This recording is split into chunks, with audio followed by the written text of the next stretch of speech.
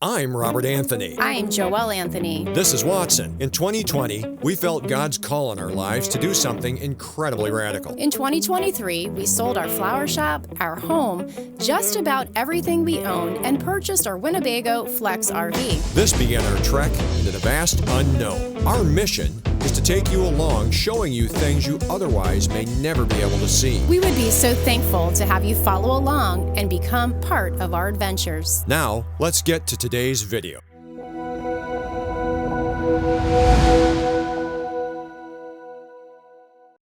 Hey, what's up everybody? How you doing? Welcome to this week's episode of Winnebago Wednesday. I'm Robert Anthony, your host. Of course, you know me. My wife and I travel in a Winnebago Micro Minnie 2108 DS Flex Series RV. And we're doing a little thing called Winnebago Wednesdays now. Every Wednesday, just a little thing that we've done or that we've researched or that we've found, modifications or lessons that we have as it relates to owning and living in the Winnebago Micro Minnie 2108 DS Flex or the Flex Series models of the Winnebago campers. Now, if you're like me, your unit has the Truma Varioheat heater in it.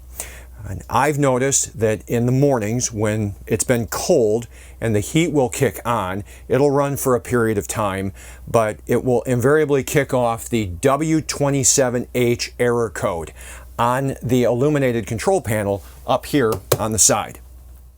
This error means that your unit is running too hot and it is now trying to cool itself down.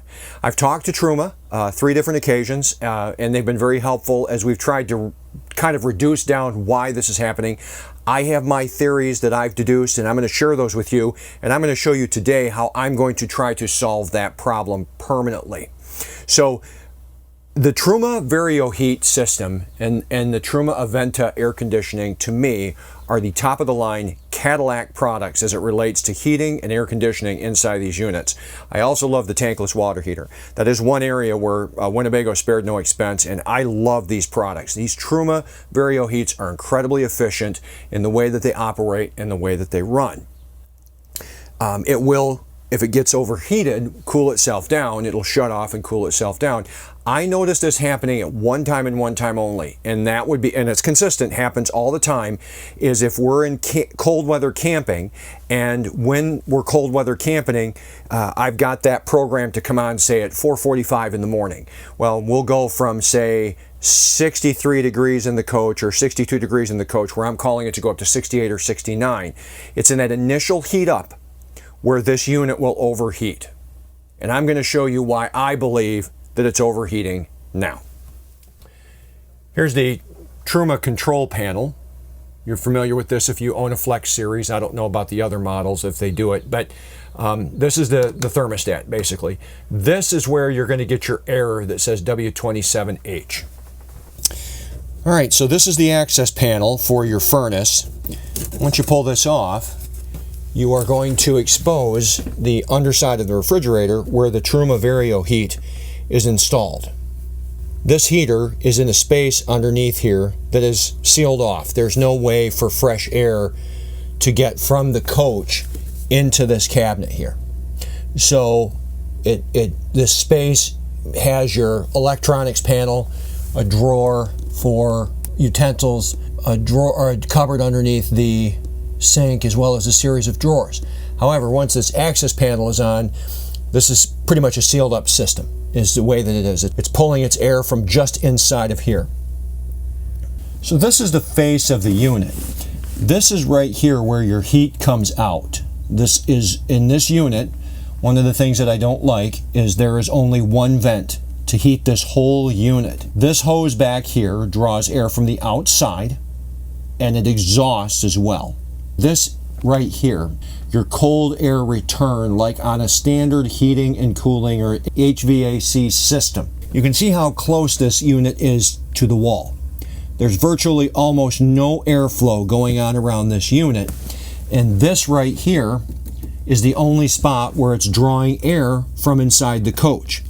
When this box is sealed, that means that the only place that this is drawing the cold air return from the inside of the coach is inside of this box underneath the countertop and underneath the refrigerator. So what we want to do is we want to try to figure out a way to get more air to this while allowing this to continue to push out heat.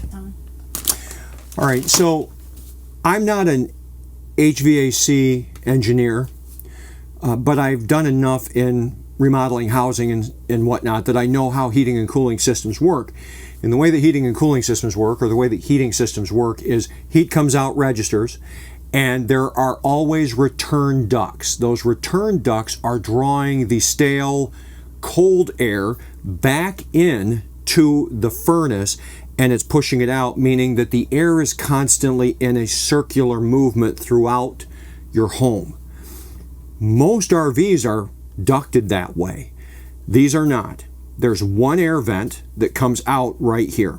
And where they've engineered this to sit, it's very close to the wall, and there's no airflow around it to speak of. To me, that would seem to indicate why it would be overheating. And the only time that it's overheating is when the furnace is really working hard in that initial, I'm coming on to heat up a cold trailer, because that's the only time that I get that error.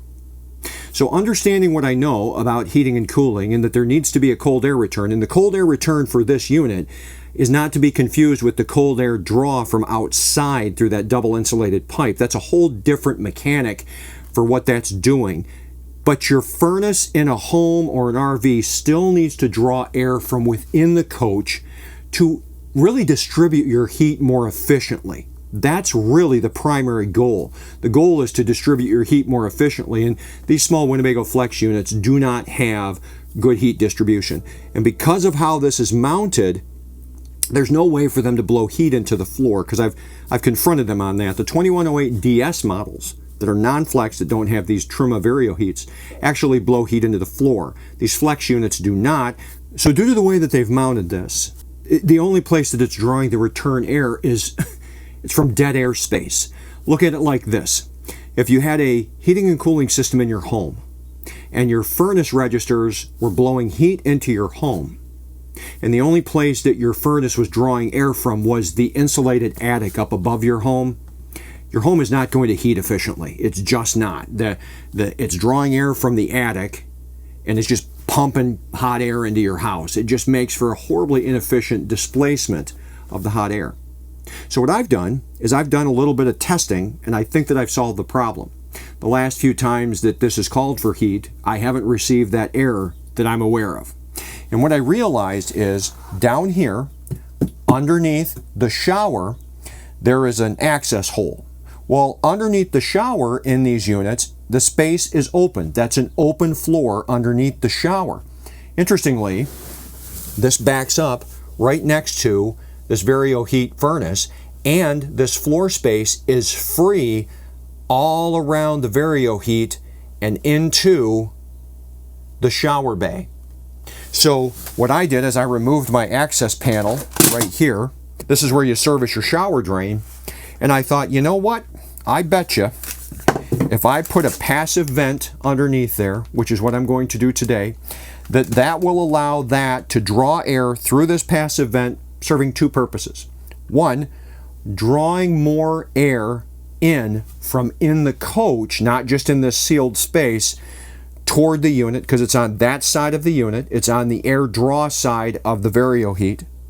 And not only will it do that, but it will also allow the air to circulate more efficiently through the coach. Hence, the air is blowing up that way, and it's drawing it back through here as the furnace is running through the passive vent underneath the shower and into that unit, forming a circle, which is what you want when you're heating your home. You want the air to move in a circle. That's what we're going to do right now.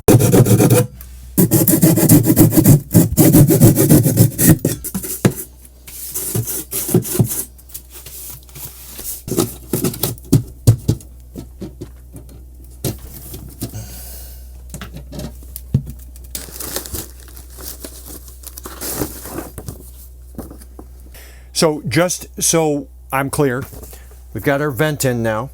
That vent is going to draw air. That whole space underneath the shower is right there. All of that space is right next to what they call in the manual here, number 7, the circulated air intake. Number 7 is this right here. That is the circulated air intake. That is drawing that's your return. That's your traditional return for your furnace. And so my theory behind this is it's overheating because it's just recirculating all of its hot heat from inside of this cabinetry here. And if we open up a vent to draw air from inside of the rig, lots more air coming into this circulating air return, or this cold air return, I believe that's going to solve our problem with our W27H error. I'm hoping anyway. I tried opening a few drawers and that didn't do it, but when I took that access panel off and allowed it to draw from right there, the last couple of times we've called for heat, it actually has not given us the W27H. So, don't know if that's actually going to work, but at the very minimum, what this is doing is it's allowing the Truma Varioheat to actually circulate air like a normal furnace should. And I think that overall that'll make it more comfortable in the coach because it's going to be drawing the cold air off of the floor and it's going to be blowing the heat out into the rig, and it's going to circulate the air the way that a normal heating and cooling system is actually designed in the way that they should do it.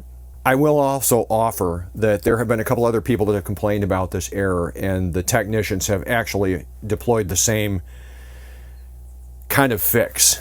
Get a vent open up near the unit. You also have to be careful because that vent, by design, you want to look at your manual.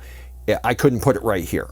I couldn't put it right next to the heat output according to the engineering diagrams inside the manual. So if you're going to add a vent, be very careful. And I will say, again, I'm not certified by Truma.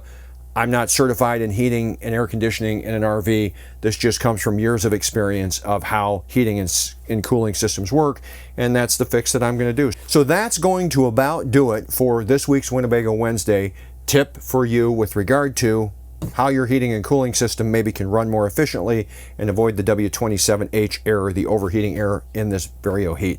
Hey, get ready, Sunday's coming, and a lot of people have asked me, how do you have 1170 watts of solar on your Winnebago FLX Micro Mini?